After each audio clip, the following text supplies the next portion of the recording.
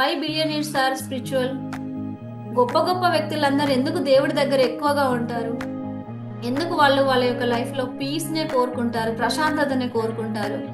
ఎందుకు అంటే అక్కడే ఉంది మనీ అనేది. ప్రశాంతతలోనే డబ్బు దాగి ఉంది. ధ్యానం, మనం మెడిటేషన్ చేసేటప్పుడు మన మనసు చాలా పీస్ఫుల్గా ఉంటుంది, ప్రశాంతంగా ఉంటుంది. మెడిటేషన్ ప్రతి ఒక్కరు అలవాటు చేసుకోవాలి.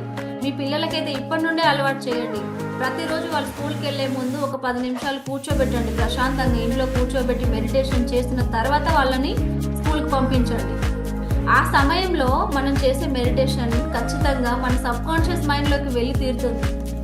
అందుకే చెప్తున్నా, దానికి మీరు మెడిటేషన్ చేస్తున్నప్పుడు ఒక స్పెసిఫిక్ గోల్తో కూర్చోనండి. మెడిటేషన్లో ఊహించండి, ప్రతిరోజు ఊహించండి. అది ఒక పనిగా పెట్టుకోనండి. అన్నం తినడం ఒక పని అండి, విజువలైజేషన్ చేయడం, మెడిటేషన్ చేయడం కూడా ఒక పని. దీన్ని మర్చిపోకండి.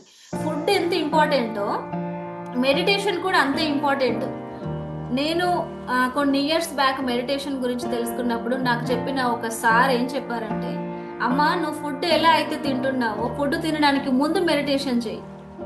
పిల్లలకు, మీ హస్బెండ్కి మీరు ఫుడ్ పెట్టాలి అన్నా మీరు ఒక టైం ఫిక్స్ చేయండి. హాఫ్ అన్ అవరా, 15 మినిట్సా, వాళ్ళు మెడిటేషన్ చేస్తేనే ఫుడ్ పెట్టండి. మీరు ఆ మెడిటేషన్లో మీరు ఆర్థిక స్వేచ్ఛను పొందుకున్నట్టు, లైక్ ఫైనాన్షియల్గా మీరు ఫైనాన్షియల్ ఫ్రీడమ్ మీలో ఉంటే. ఫైనాన్షియల్ ఫ్రీడమ్ అంటే ఏంటి? మీరు ఏదైనా షాప్కి వెళ్ళినప్పుడు ట్యాగ్ చూడకుండా వస్తువు కొనాలి. ఎంతమంది కొంటారు అట్లా? అది ఫైనాన్షియల్ ఫ్రీడమ్ అంటే.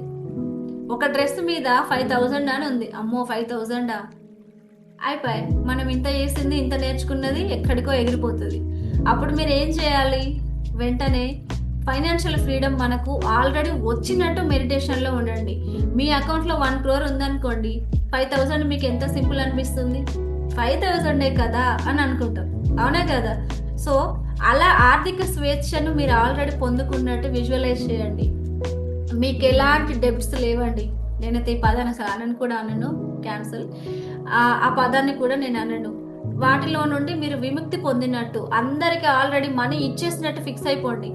వీళ్ళందరి నేమ్స్ ఒక దగ్గర రాయండి, బ్లాక్ పెన్తో రాయండి. బ్లాక్ పెన్తో మీరు ఎవరెవరికి అమౌంట్ ఇవ్వాలో ఒక బుక్లో రాయండి. ప్రతిరోజు చేయండి, 21 days చేయండి. డెఫినెట్గా ఒక బుక్లో రాయండి. రాసిన తర్వాత ఆ పర్సన్ అమౌంట్ రెడ్ పెన్ తీసుకోనండి, ఇంటూ మార్క్ కొట్టేయండి దాన్ని. ఆల్రెడీ నేను మీకు డబ్బు ఇచ్చేసాను. ఇది చేస్తూ ఉండండి. ఖచ్చితంగా ఇందులో మీకు ఎంత లిస్ట్ ఉందో అందులో కొన్నైనా క్లియర్ అవుతాయి అతి త్వరలో, మీకు తెలియకుండా.